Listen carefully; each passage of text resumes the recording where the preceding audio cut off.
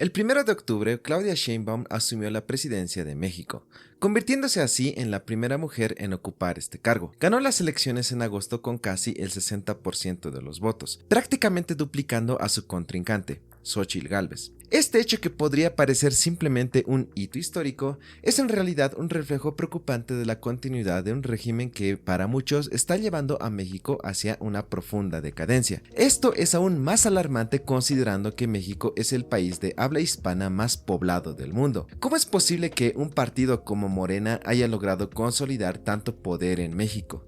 ¿Y por qué se afirma que es el país que se encuentra en mayor decadencia? Hoy vamos a responder a estas preguntas, así que podemos comenzar. En 2018, meses antes de la victoria de Andrés Manuel López Obrador, la politóloga Gloria Álvarez ya advertía sobre un problema que pocos lograron entender en ese momento. Y por eso es imperativo saber lo que es el Foro de Sao Paulo.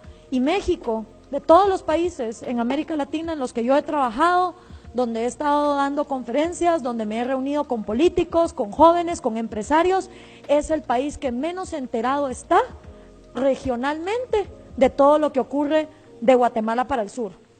Y eso hace obviamente que una amenaza sea mucho más fácil de ser infiltrada. Este señor está hablando en el año 1998, ¿ok? Como muchos cubanos le dijeron a los venezolanos, tengan cuidado porque Chávez se escucha igual que se escuchó Fidel Castro a principios de los 60. ¿Y qué hicieron los venezolanos? Se burlaron de los cubanos. Les dijeron exagerados, les dijeron estás en fantasía, Cuba es una isla, nadie puede ir a rescatarla. En cambio Venezuela es vecina de Colombia, es vecina de Brasil, eso aquí no va a pasar.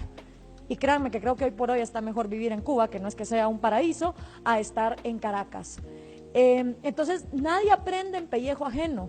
México era uno de los países menos conscientes de lo que ocurría en el resto de Latinoamérica. Esta falta de atención lo hacía más vulnerable al populismo de izquierda, y como ella dijo, nadie aprende en pellejo ajeno. Así fue como, tras unas elecciones en las que Morena obtuvo más del 53% de los votos, López Obrador llegó al poder. Con una dosis de populismo, ataques constantes a los gobiernos anteriores, la creación de múltiples programas sociales y un intento de cercanía con la ciudadanía a través de las denominadas mañaneras, AMLO logró en poco tiempo consolidar una enorme popularidad. De hecho, llegó a ser el presidente con mayor aceptación de toda Iberoamérica. Paralelamente comenzó a alinear a México con las dictaduras de Venezuela y Cuba, convirtiendo al país en un refugio para figuras controversiales de la izquierda, como Evo Morales, Jorge Glass e incluso en su momento casi a Pedro Castillo. En poco tiempo México se transformó en el principal bastión de la izquierda latinoamericana, como quedó claro con la creación del Grupo de Puebla,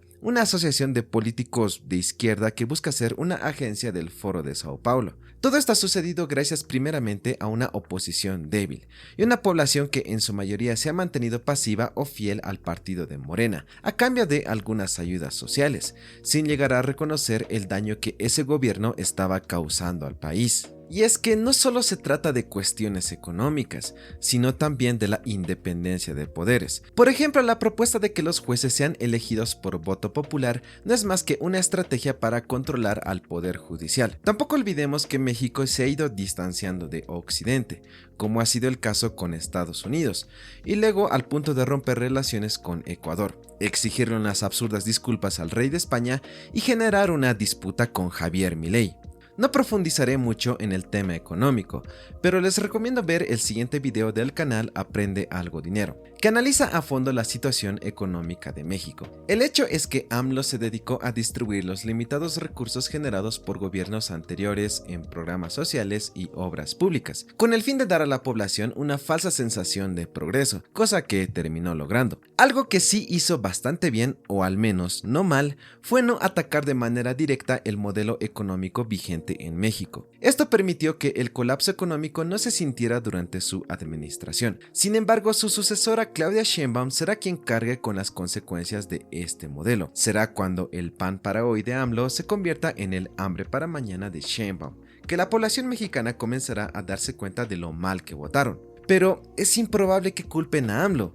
Más bien, en su ignorancia, pensarán que con AMLO estaban mejor y desearán su regreso, añorando una época que de manera inexplicable van a considerar buena. AMLO, o mejor dicho su círculo de asesores, ha jugado muy bien sus cartas en la política mexicana. No ha sido un destructor de libertades ni ha colapsado la economía como Chávez en Venezuela o Castro en Cuba. Se ha alineado con lo peor de la izquierda latinoamericana, pero sin convertirse en un súbdito fiel como el MAS en Bolivia. Y gracias a eso ha logrado consolidar un apoyo popular tan masivo, hasta el punto en que muchos lo idolatran como si fuera un dios. Si tuviéramos que compararlo con alguna figura histórica de América Latina, el único que se acerca es Juan Domingo Perón en Argentina. Las ideas de Perón, incluso a más de 50 años después de su muerte, siguen profundamente arraigadas en la sociedad argentina. De hecho, son una de las principales razones por las que Argentina vive en constante crisis, y recién ahora con Milei se vislumbra un posible cambio positivo. El peronismo ciertamente hizo un gran daño, inculcando ideas como la justicia social, que llevaron a muchos durante varios años a apoyar políticas que en realidad terminan empobreciendo al país. Este mismo fenómeno es muy probable que ocurra en México.